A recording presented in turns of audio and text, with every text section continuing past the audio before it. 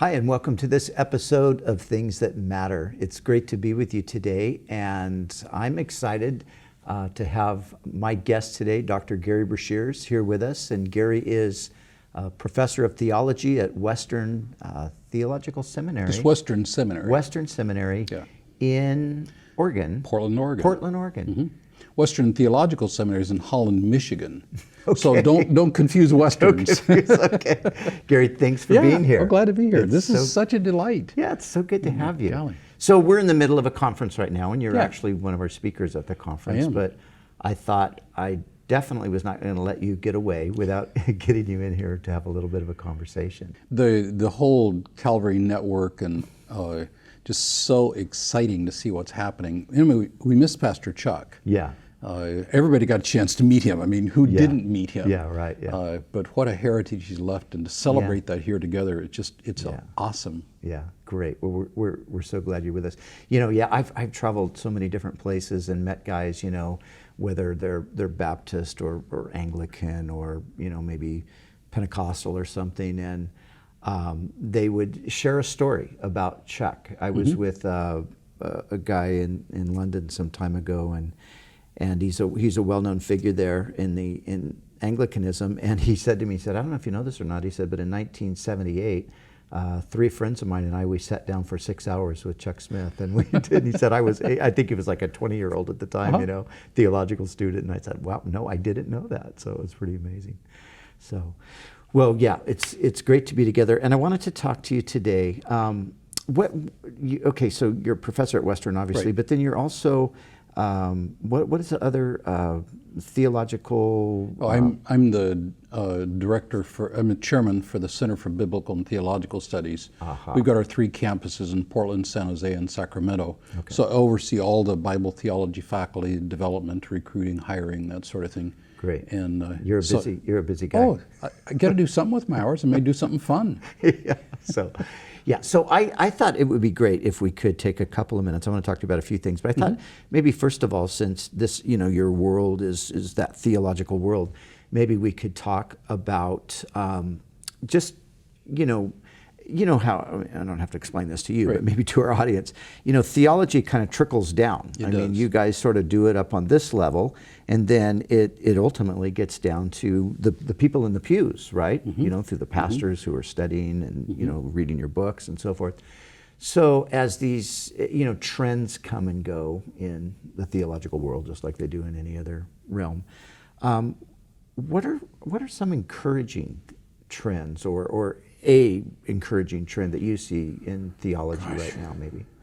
One of the trends that I'm really excited about is that pastors are actually talking to each other and seeing the mission is to serve their cities. I mean, it kind of led by Tim Keller. Yeah.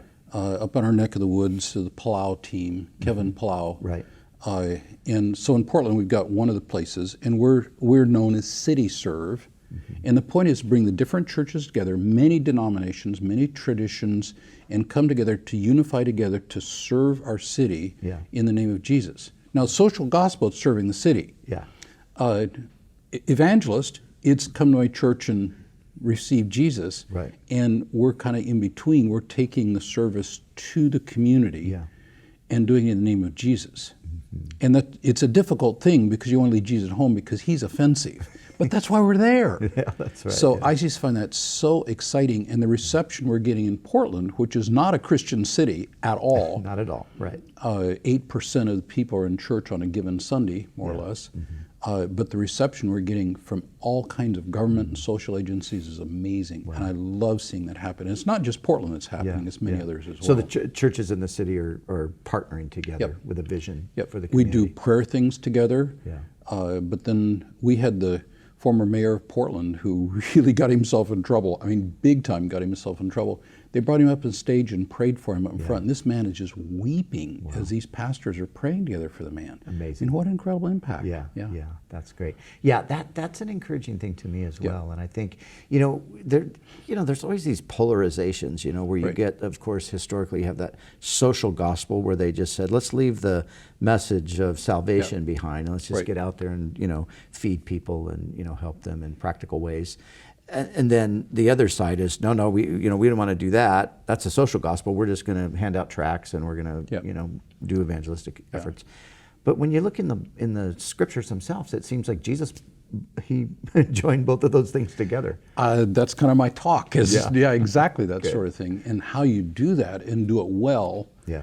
And the big challenge is when you're out in the world, it's so hard to take Jesus because there's resistance there. Yeah. But you've got to do that. Yeah. And what we find is when we come to love and serve, people are okay with Jesus. In fact, they want to, now, why are you doing this? Yeah, yeah. And we had in our church, we were out serving a school, we served several schools in our neighborhood out in Gresham, Oregon.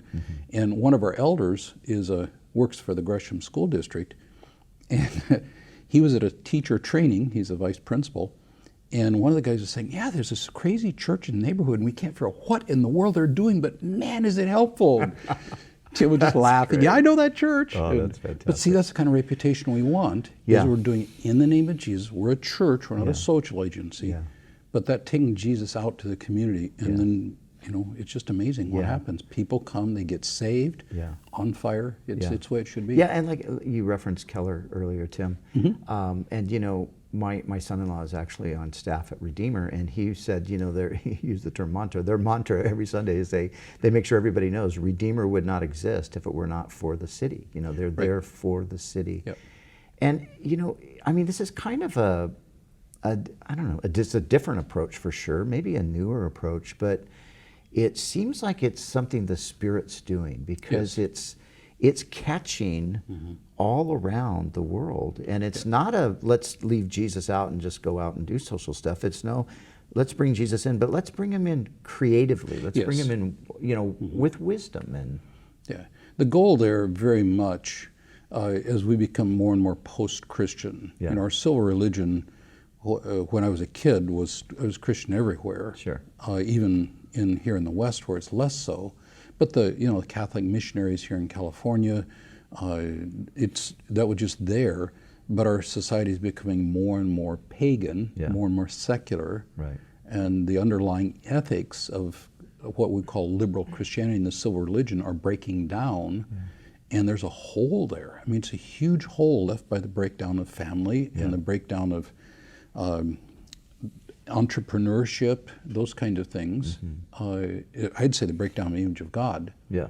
Sure. And when we come back in the name of Jesus and demonstrate the image of God in action, not in railing against somebody, there's a hunger there. And that's what we're finding. Yeah. It's almost like that idea that people are kind of, people are attracted to Jesus, but they're turned off by his followers sometimes. Well, so we want to change that. We want to change that. And that's kind of our fault. That's what we got to work on, And that's where, unfortunately, we've got a hostile media that tells all the horror stories and very few of the transformation stories. But the word gets around. Yeah, that's right. The word gets around. When you're out there in the community and it starts spreading word of mouth, whatever the media is saying, the people are going, well, that's not really the Christians that I've met. They're different. Yeah, that's the thing. You know anybody that's like that?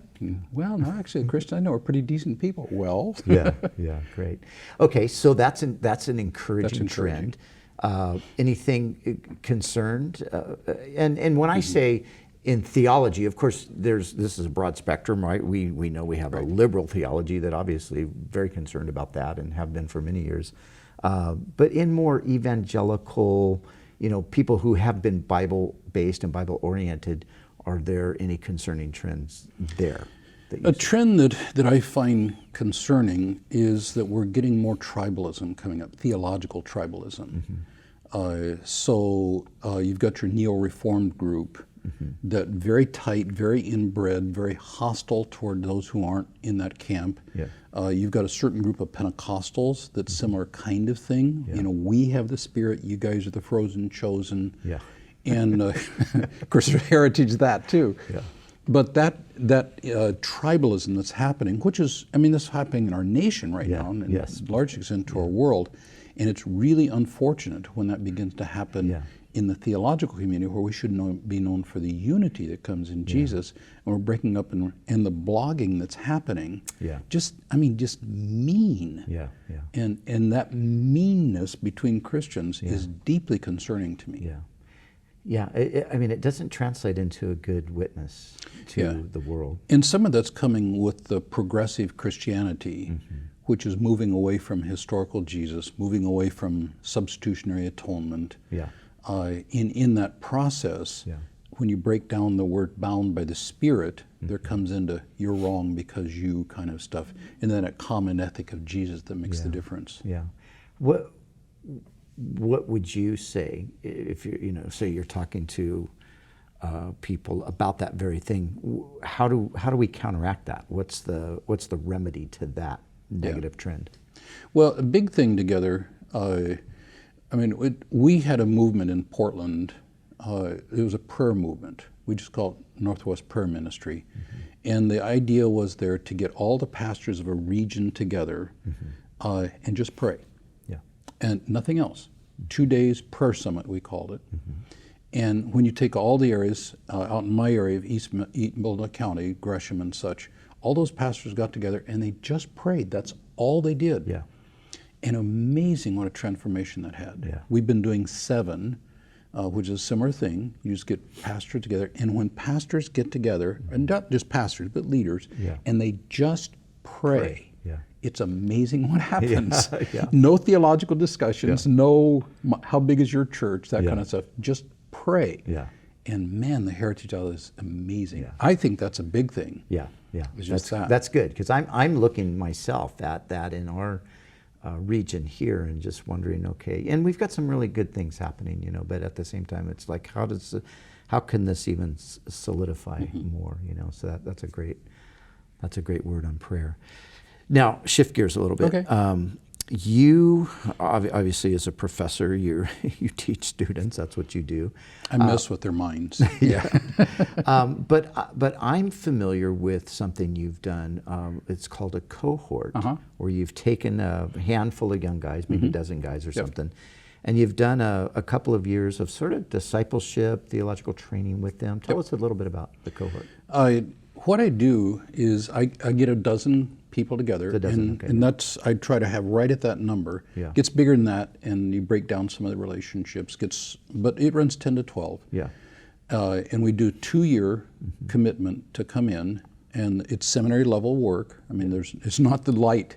But we do it concentratedly. What model I'm using is 1 Friday a month for 2 years. So 24 get-togethers, and then a lot of stuff in between too. And to get into it, you can't be a beginner. You've got to really do some stuff. So, we've had quite a group involved there. John Mark Colmer, one of your friends, Evan Wickham is in it, and he'll finish up his thing with me here. Just in about 2 weeks, he'll do a spiritual warfare class, and it's these guys who they've got a lot under their belt.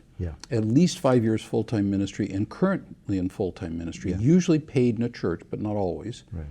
And then we get together with that group, and what happens between these guys is just phenomenal. And I get to sit at the head of the table, or whoever is up there, and it's like refereeing a hockey game. You try to keep up with the puck. And it's just the transformation that happens. That's great. So one of the fun things is Evan, who's got quite a Calvary heritage, and then Dan Braga from Washington, who came out of the Mars Hill group, Acts 29, they're now getting together and planning a church. And I mean, how unlikely for these two to get together.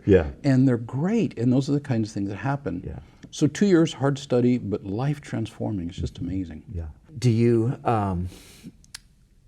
you obviously recognize that, people are trained different ways. Yes. Right? So who's like a candidate in your mind, like when are you hand-picking people, or people come by recommendation? Usually by recommendation. We don't advertise it. I mean, we don't hide it. But in the Western Seminary, we're a strong school, and we do all our normal kind of stuff to let people know we exist. Which is amazing how many people live 5 blocks from the seminary and think we're a cult up on the hill. And Kellen was one of those. He grew up near us and thought we were a cult. So we have those kinds of things. But this is just word of mouth, and it's by recommendation. I mean, and if somebody fits that thing, get a hold of me. I'm the gatekeeper right now. But we're actually starting another one that'll be a 3-year program. It's not quite as high a level, but the same basic model. Okay. So it's a commitment for 3 years for this one. But instead of having one prof go through, it'll be a series of our profs. Yeah. So we recognize there's a lot of people that are well down the pike in ministry. Yeah. Our base classes are aimed for the engineering grad from Oregon State University who loves Jesus but doesn't have a lot of experience, and a lot of those too. Yeah. Yeah. These are the guys who've been down the way who realize, man, I don't know what I'm doing. Yeah. Here we go. That's what we're about. Yeah. So my son, one of my sons is, he's a candidate for your next cohort. Char will, He told me a while back, he said, hey, Dad, I got this opportunity, and what do you think? And, right when I heard about it, and, Gerry, I had read the book that you and Mark Driscoll co-authored, the book on doctrine. I really enjoyed that book, and I had heard of you from, some different sources. And when I heard about the possibility, I just said to him, I said, you need to do this. It's going to be good for you. And he's been in ministry, many years, his whole life growing up in ministry, and he's a great pastor and a good Bible teacher as it is. But I think that this is just going to really be a blessing for him. Yeah, and it's we've got people from all kinds of different theological traditions in there, and just at that, there's a wide-reaching experience that happens. Yeah. And I just love it. I just love it. Yeah. So Char, he'll under my thumb. All right. So one last thing. Books. You working on anything? You write anything new right now? Or if God wills, I'll never write another book. Is that right? I've done it. John Mark Comer, his God Has a Name, for example, it started out in the Cohort group. Okay. I took him through and showed him Exodus 34, 6, and 7. Yeah. He was intrigued, made a whole sermon series that turned into a book. That's why I want to do books. I want to inspire guys like that. to do that. Jeff Van der Stelt, I've had a lot of impact, and a lot of these guys like that. Yeah. But if God appears to me as a burning donkey in a bush and says, write a book. You'll do it. Maybe. But it would be Calminian theology, because it actually doesn't exist. Yeah. And there are a lot of guys that believe God works in different ways with different people. Yeah. So sometimes God does the Calvinist way, and some guys do the Arminian way, and sometimes it's something in between. Yeah. And seems like he's done that historically, right? I think so. Yeah, I really do. So that's what I do. But we'll see. Yeah. I'm hoping not to. I get along better with my wife if I'm not writing a book. Yeah. I've got like 5 book projects on my desk that I just can't seem to. I just am attracted to reading books and not writing at this time. So I just say, I'll read this and forget writing that. So, yeah. Gerry, thank you so much for being on the broadcast. Thank you for being here at this conference. I am excited for what's happening. I am just stoked to be a part of this process. And to be here as a guest, what better thing to do? It's just amazing. Awesome. All right, great. All right. Well, thanks for joining us on this episode. Hope you enjoyed it. Spread the word. We're out on all kinds of social media. And also there's a podcast. But anyway, till next time, God bless and keep you.